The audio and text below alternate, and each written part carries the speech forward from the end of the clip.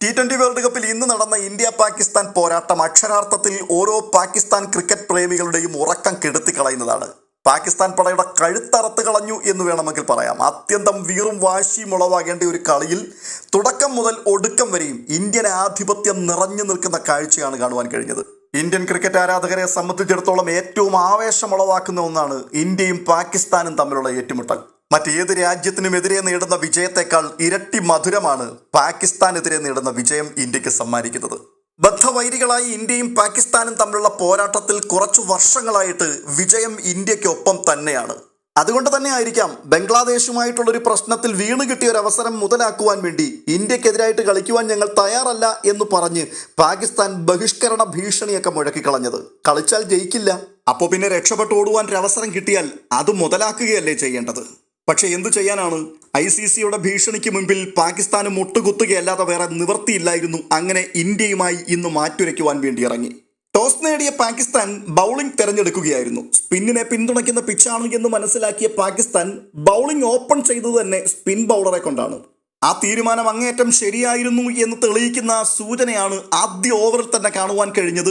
Indian ആരാധകരെ അമ്പരപ്പിച്ചുകൊണ്ട് വെറും 4 ബോളുകൾ മാത്രം അറ്റൻഡ് ചെയ്ത അഭിഷേക് ശർമ്മ 0 പുറത്തേക്ക് പോയി.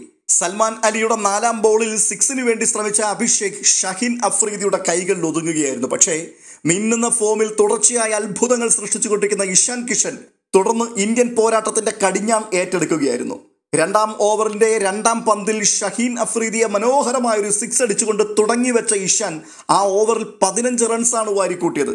കളിയുടെ തുടക്കത്തിൽ കൃത്യതയാർന്ന ലൈനിൽ ലെങ്തും പാലിക്കുവാൻ പാകിസ്ഥാൻ ടീമിന് കഴിഞ്ഞതുകൊണ്ട് ഒരു പരിധിവരെ റണ്ണൊഴുക്കിനെ പിടിച്ചു നിർത്തുവാൻ കഴിഞ്ഞുവെങ്കിലും ഇഷാന്റെ പടയോട്ടത്തെ പ്രതിരോധിക്കുവാൻ അവർ വല്ലാതെ പാടുപെട്ടു.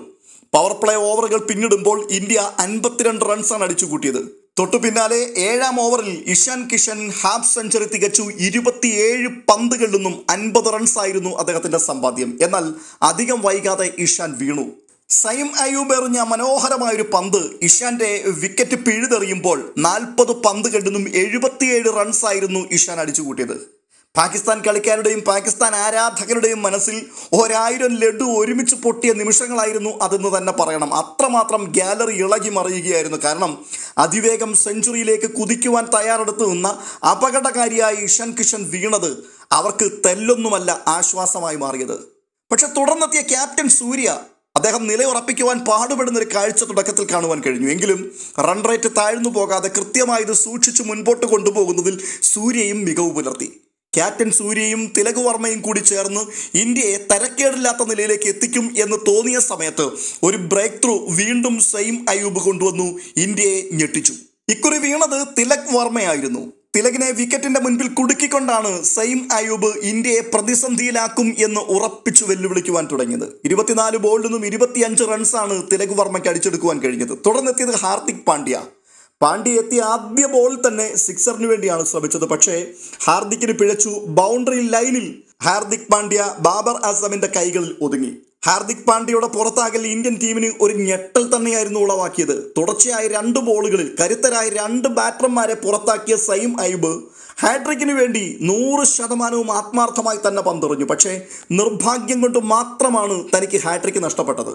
സൈം അയൂബിന്റെ 3ാം ബോളിൽ ശിവൻ ദുബെ LBWയിൽ നിന്ന് കഷ്ടിച്ചാണ് രക്ഷപ്പെട്ടത്. തുടർന്ന് കാണുവാൻ കഴിഞ്ഞത് പാകിസ്ഥാൻ ബൗളർമാർ നല്ല ഒന്നാം തരം ഫോമിലേക്ക് കുതിച്ചുയരുന്നതും ഇന്ത്യയുടെ മേൽ ശക്തമായി പിടിമുറുക്കുന്നതുമായിട്ടുള്ള ഒരു കാഴ്ചയാണ്. 19ാം ഓവറിൽ ഉസ്മാൻ താരിഖിനെ 6 അടിക്കുവാനുള്ള ശ്രമത്തിൽ ക്യാപ്റ്റൻ സൂര്യയും വീഴുന്നു. ഉയർത്തിയടിച്ച സൂര്യയുടെ പന്ത് സൈം അയൂബിന്റെ കൈകളിൽ തന്നെ ഒതുങ്ങുന്നു. ഈ സമയത്ത് 29 പന്തുകളിൽ നിന്നും 32 റൺസ് മാത്രമായിരുന്നു സൂര്യക്ക് നേടുവാൻ കഴിഞ്ഞത്. അവസാനത്തെ ഓവർ എറിയുവാൻ എത്തിയത് ഷഹീൻ അഫ്രീദിയാണ്. ആ ഓവറിൽ ശിവൻ ദുബെ റണ്ണൌട്ട് ആവുകയും അക്സർ പട്ടേൽ ബൗണ്ടറിയിൽ ക്യാച്ച് നൽകി പുറത്തു പോവുകയും ചെയ്തതോടുകൂടി 176 റൺസിൽ ഇന്ത്യയുടെ പടയോട്ടം അവസാനിച്ചു. 40 പന്തുകളിൽ നിന്നും 10 4ഉം 3 6ഉം ഉൾപ്പെടെ 77 റൺസ് കുറിച്ച ഇഷാൻ കിഷനായിരുന്നു ഇന്ത്യൻ നിരയിലെ ടോപ്പ് സ്കോറർ. തുടർന്ന് പാകിസ്ഥാന്റെ ബാറ്റിംഗ് ആരംഭിക്കുകയാണ്.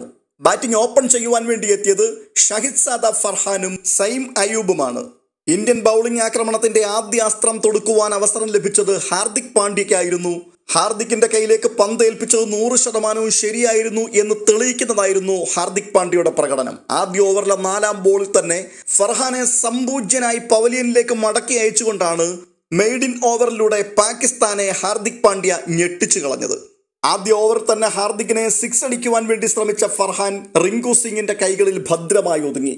പാകിസ്ഥാന്റെ സ്കോർ ബോർഡ് തുറക്കുന്നതിന് മുൻപ് തന്നെ ലഭിച്ച തിരിച്ചടി പാകിസ്ഥാൻ ആരാധകരെ ഒന്നടങ്കം നിശബ്ദരാക്കി കളഞ്ഞു. എന്നാൽ രണ്ടാം ഓവർ എറിയുവാൻ എത്തിയ ഇന്ത്യയുടെ സ്റ്റാർ ബൗളർ, ഇന്ത്യയുടെ എക്കാലത്തെയും കരുത്തെന്ന് വിശേഷിപ്പിക്കപ്പെടുന്ന ജസ്പ്രീത് ബുംറയെ 6 അടിച്ചുകൊണ്ടാണ് സൈം അയ്യൂബ് തന്റെ പോരാട്ടം ആരംഭിച്ചത്. പക്ഷെ തുടക്കവും ഒടുക്കവും ഒരുപോലെയായി എന്ന് പറയുന്നത് പോലെ തൊട്ടടുത്ത ബോളിൽ ഒരു ഉജ്ജ്വലമായ യോർക്കറിലൂടെ സൈം അയ്യൂബിനെ വിക്കറ്റിന്റെ മുമ്പിൽ കുടുക്കിക്കൊണ്ട് ബുംറ തിരിച്ചടിച്ചു. ഈ സമയത്ത് പാകിസ്ഥാന്റെ സ്കോർ ബോർഡ് 6-2. തുടർന്നെത്തിയ സൽമാൻ അലി ബുംറയുടെ അതേ ഓവറിൽ തന്നെ അവസാനത്തെ പന്തിൽ വീഴുന്നു. പാകിസ്ഥാൻ 13-3. കളിയുടെ തുടക്കത്തിലേറ്റ ഷോക്കിൽ നിന്നും എങ്ങനെയെങ്കിലും കരകയറുവാനുള്ള മരണപ്പോരാട്ടത്തിൽ നിലമറന്നുപോയ പാകിസ്ഥാൻ പിന്നീട് കൂടെ വീണുകൊണ്ടായിരുന്നു. ഈ സമയത്ത് കമന്ററി ബോക്സിൽ നിന്നും ഉയർന്നു കേൾക്കുന്ന ശബ്ദം റമീസ് രാജയുടെയാണ്. റമീസ് രാജ പറയുന്ന ചില വാക്കുകൾ ഇങ്ങനെയായിരുന്നു: ഈ സമയത്ത് വേണ്ടത് ബേസിക് ബാറ്റിംഗ് ആണ്. അതിന് പറ്റിയ ആൾ ബാബർ അസാമാണ്. ബാബർ അസാമിന് മാത്രമേ ഇനിയും പാകിസ്ഥാനെ രക്ഷപ്പെടുത്തിയെടുക്കുവാൻ കഴിയൂ എന്ന രീതിയിൽ അയാളുടെ കമന്ററികൾ ഉയർന്നുകൊണ്ടിരിക്കുന്ന സമയത്ത് സാക്ഷാൽ ബാബർ അസാം തന്നെ ബാറ്റുമേന്തി ക്രീസിലേക്ക് വരികയാണ്. തുടർന്ന് കാണുവാൻ കഴിഞ്ഞ കാഴ്ച ബേസിക് ബാറ്റിംഗ് ഇപ്പോൾ കാഴ്ചവെക്കും എന്ന് റമീസ് രാജ പറഞ്ഞ ബാബർ നിലാവത്തഴിച്ചുവിട്ട കോഴിയെപ്പോലെ ആകെ പരിഭ്രമിച്ച് ക്രീസിൽ കിടന്ന് വട്ടം കറങ്ങുന്ന കാഴ്ചയാണ്. തുടർന്ന് താൻ നേരിട്ടതിൽ വലിയ കുഴപ്പമില്ലാത്തൊരു പന്തിൽ ക്രോസ് ബാറ്റ് കൊണ്ടുവച്ച ബാബർ അസാമിന്റെ കുറ്റിപ്പിഴുത പന്ത് പോയ വഴി കണ്ടില്ല. അക്സർ പട്ടേലിന്റെ 5ാമത്തെ ബോളിൽ ബാബർ അസാം ക്ലീൻ ബൗൾഡായി പുറത്തേക്ക് പോയി. പാകിസ്ഥാൻ തോൽവി മണത്തു തുടങ്ങിയ നിമിഷങ്ങളായിരുന്നു അത്. പാകിസ്ഥാൻ നിരയിൽ അല്പമെങ്കിലും പ്രതീക്ഷ നൽകിയ ഒരേ ഒരു ബാറ്റർ ഉസ്മാൻ ഖാൻ മാത്രമായിരുന്നു. ഓരോ ഇന്ത്യൻ ബൗളർമാരെയും അയാൾ അനായാസം നേരിട്ടുകൊണ്ട് അർദ്ധശതകത്തിലേക്ക് നീങ്ങിക്കൊണ്ടിരിക്കുന്ന സമയത്ത് ഉസ്മാൻ ഖാൻ പാകിസ്ഥാൻ ടീമിന്റെ നെടുംതൂണായി മാറും എന്ന പ്രതീക്ഷ നൽകി. എന്നാൽ 11ാം ഓവറിൽ അക്സർ പട്ടേലിനെ ബൗണ്ടറി കടത്തുവാൻ ക്രീസിൽ നിന്നും ചാടി പുറത്തേക്ക് ഇറങ്ങിയ ഉസ്മാനെ വളരെ മനോഹരമായ ഒരു സ്റ്റംപിയിൽ കൂടി ഇഷാൻ കിഷൻ പുറത്താക്കുമ്പോൾ 34 പന്തുകളിൽ നിന്നും 44 റൺസായിരുന്നു ഉസ്മാൻ ഖാന്റെ സമ്പാദ്യം.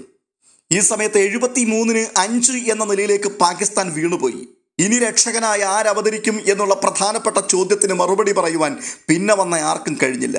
തൊട്ടടുത്ത ഓവർ എറിയുവാനെത്തിയത് കുൽദീപ് സിംഗ് ആയിരുന്നു. 4 റൺസ് മാത്രം എടുത്തു നിന്ന മുഹമ്മദ് നവാസിനെ ശിവം ദുബൈയുടെ കൈകളിൽ എത്തിച്ചുകൊണ്ട് പാക് ടീമിന് വീണ്ടും ശക്തമായ പ്രഹരമേൽപ്പിച്ചു കുൽദീപ്. ഈ സമയത്ത് പാകിസ്ഥാൻ 78-6 എന്ന നിലയിലാണ്. പിന്നീട് അങ്ങോട്ട് തോൽവി സമ്മതിച്ച നിലയിലായിരുന്നു പാകിസ്ഥാൻ ടീമിന്റെ ഓരോ നീക്കങ്ങളും. കുൽദീപിന് ശേഷം പന്തെറിയുവാനെത്തിയത് തിലക് വർമ്മയായിരുന്നു.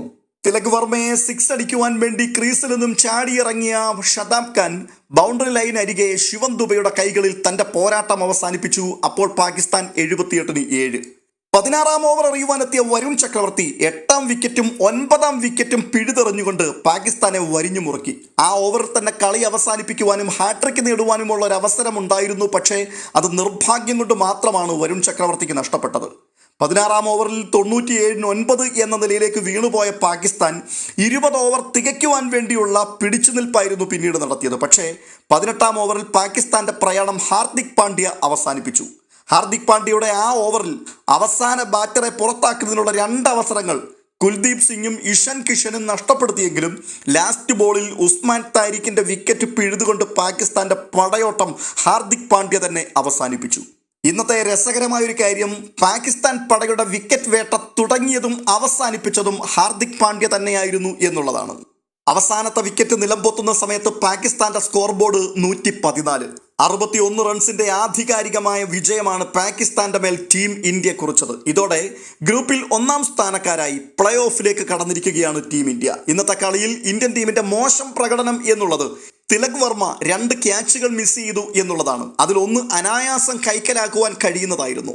താൻ തന്നെ എറിഞ്ഞ പന്തിൽ ഷഹീൻ അഫ്രീദി ഉയർത്തിയടിച്ചൊരു പന്ത് തൻ്റെ തന്നെ കൈകളിൽ ഒതുങ്ങേണ്ടതായിരുന്നു. പക്ഷേ തിലക് വർമ്മ ആ ക്യാച്ച് മിസ് ചെയ്തു. ഇന്നത്തെ പ്ലെയർ ഓഫ് ദ മാച്ചായി തെരഞ്ഞെടുക്കപ്പെട്ടത് ഇഷാൻ കിഷനാണ്.